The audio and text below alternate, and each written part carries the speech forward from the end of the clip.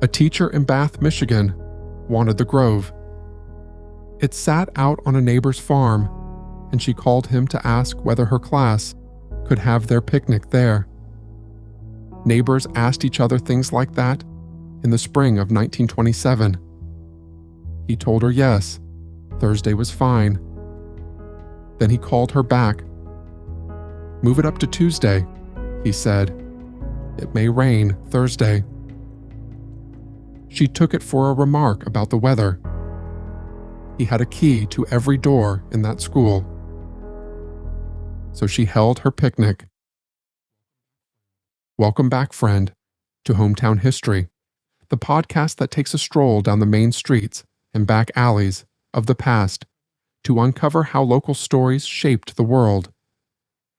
I'm Shane Waters, and today we're headed to Bath, Michigan, where the man the town trusted with the keys to its school spent the better part of a year turning that school into a bomb.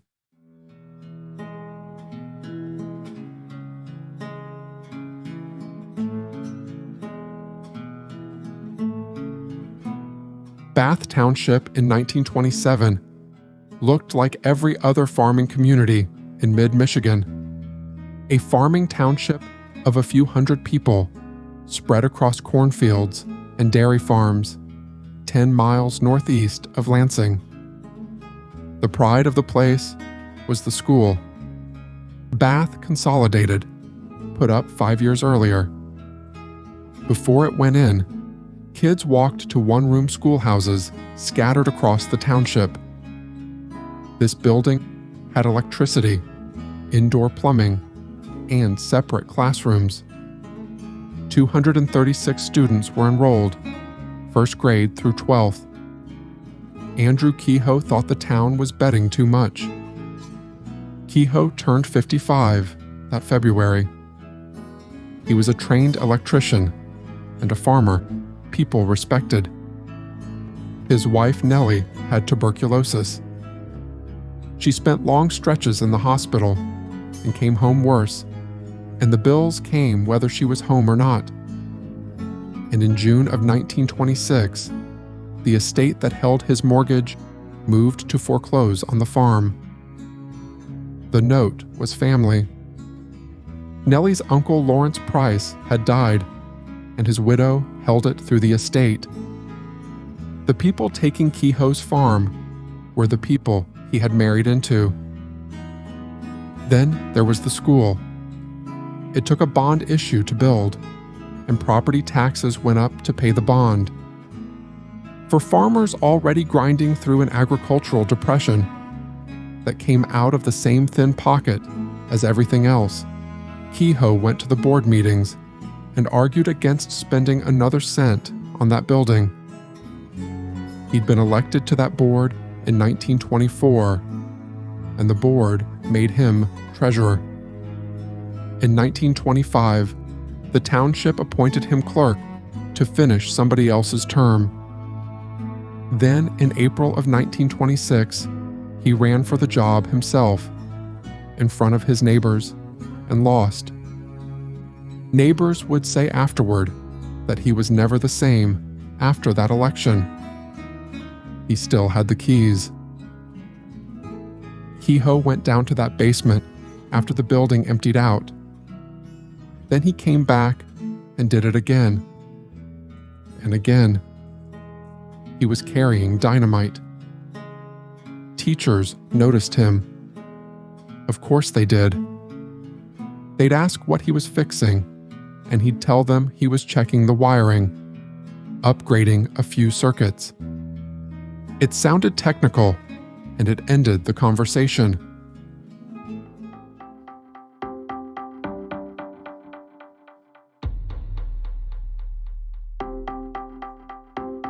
Starting in the middle of 1926, Kehoe drove out to farm supply stores around Lansing and across the neighboring counties.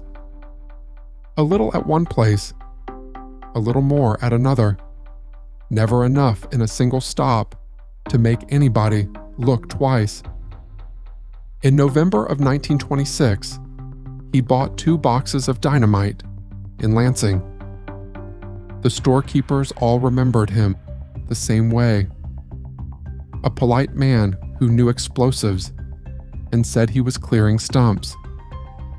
They sold him dynamite, and they sold him pyrotol.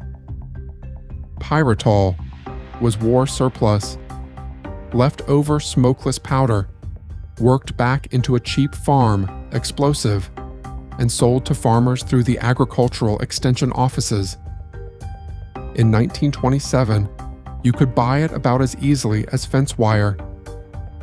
By the time he was done, Kehoe had bought more than a ton of pyrotol and dynamite on top of that.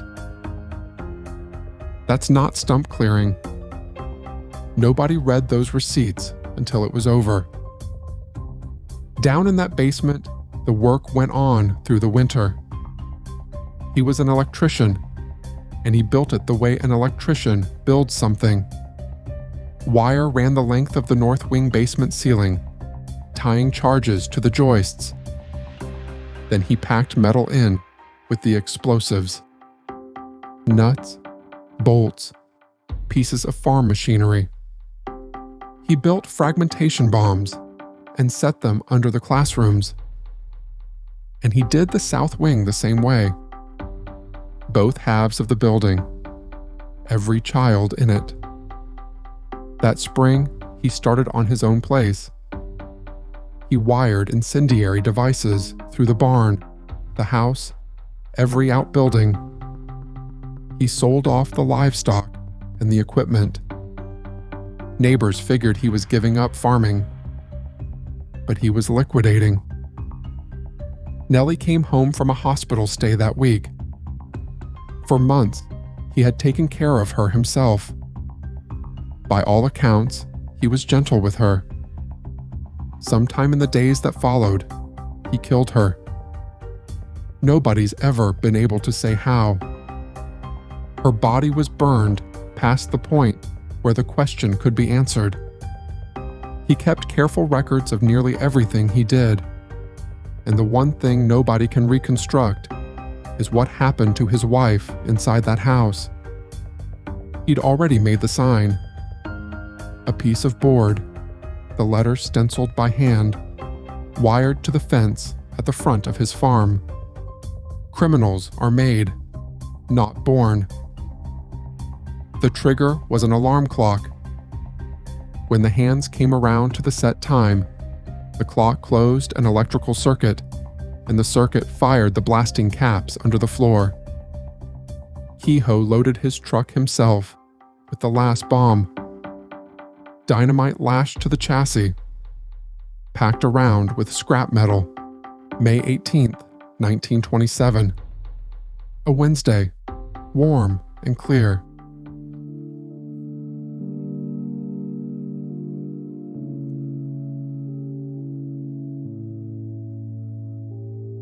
Out at the Kehoe farm, the incendiary devices caught. House, barn, outbuildings, all of it going up together. Neighbors saw the smoke and started toward it, because that's what you do. And that's where the town's help was headed when the school went. 8:45 in the morning. The north wing erupted. The charges went at once. The roof and the second story came down onto the first floor, and the wing folded into itself with the children still in it. They heard it for miles out across the township. Bernice Sterling was standing in her classroom. She gave her account to the Associated Press, and she said it was like an earthquake, that the air seemed to be full of children and flying desks and books, that she saw the bodies of her children hurled against the walls and through the windows, and that after that, she did not remember much of what happened. Parents working their fields heard it and came across the corn on foot. About half an hour later, Andrew Kehoe drove up in his truck and parked near the rescue. He called Superintendent Emory Huyck, over to it. The truck went up. It killed Kehoe. It killed Huyck, 33 years old, who'd been hauling debris off children since the first blast. It killed Nelson McFerrin, a 74-year-old retired farmer who had come to dig. It killed Glenn Smith, the town postmaster, who held on a few hours and then didn't. And it killed a second grader named Cleo Clayton, 8 years old, who had walked out of that wrecked school alive and was standing in the open when the shrapnel found him. And then, still digging that same day, the searchers found the rest of it. This is the part that stopped me cold. More than 500 pounds of dynamite and pyrotol, wired through the basement of the south wing, under the other half of the school. It hadn't gone off. The Michigan State Police stopped the recovery cold, put everyone out of the building, and took those charges apart by hand. Investigators never settled why the South Side failed.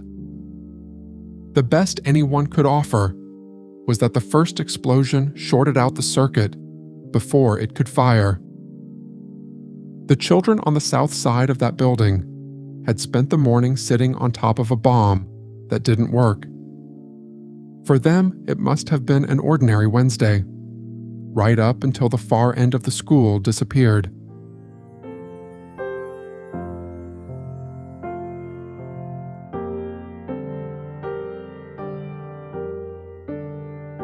The count came together over the next few days, and then over the next few months. 38 children and 6 adults, not counting Kehoe himself. The youngest was Ralph Cushman, 7 years old, 3rd grade. The oldest of the children was Henry Bergen, 14. Most of them were around 10. The children killed in the collapse of the North Wing were in the 3rd through 6th grade rooms. Read down the victim list, and the same surnames keep coming back. 3 children named Hart, spelled H-A-R-T. Vivian was 8, Percy was 11, and Iola was 12. Then 3 more named Hart, with an E on the end. Galen, LaVere, and Stanley. 2 teachers were caught in that wing. Hazel Weatherby, who was 20 and finishing her first year of teaching, and Blanche Hart, who was 30. She was the one who had called Kehoe about the grove. They pulled Hart out alive. She died the next day.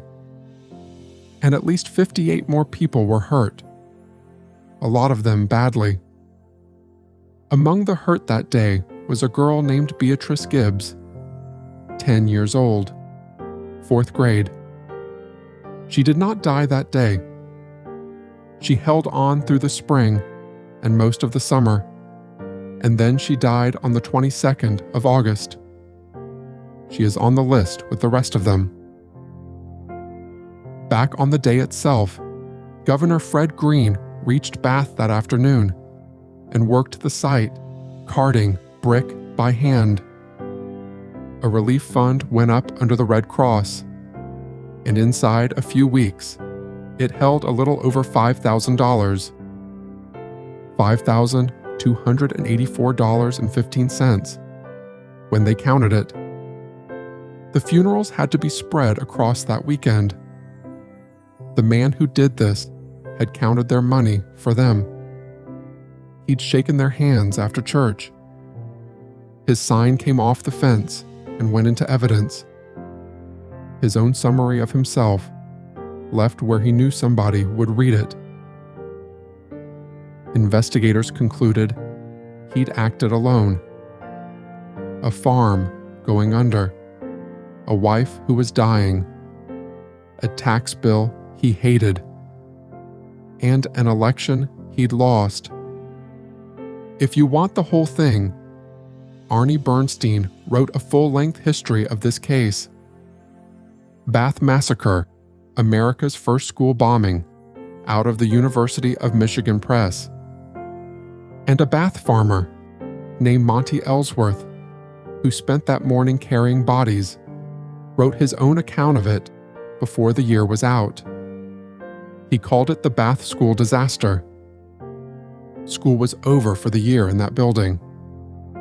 What was left of the term finished up in the township hall and in whatever other rooms the town could put together, and the seniors graduated that spring the way they were supposed to. Then the town had to decide: rebuild on that ground, or walk away and let the field grow over. They rebuilt. Same site.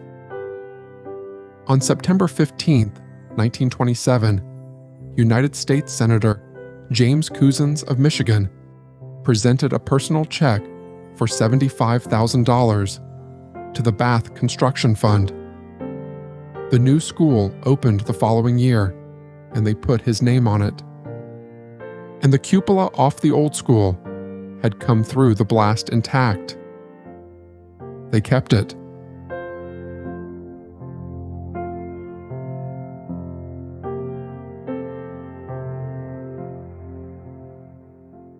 Bath is still the deadliest attack on a school in American history, and most people have never heard of it. Some of that is timing.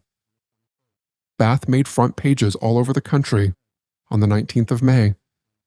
Charles Lindbergh landed in Paris on the 21st. The country turned its head, and it never really turned back. No state or federal school safety law is on record as following it either.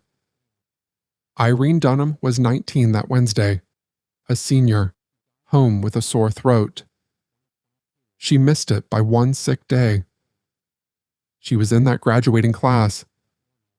She died on the 1st of May, 2022, 114 years old, the last living link to that morning.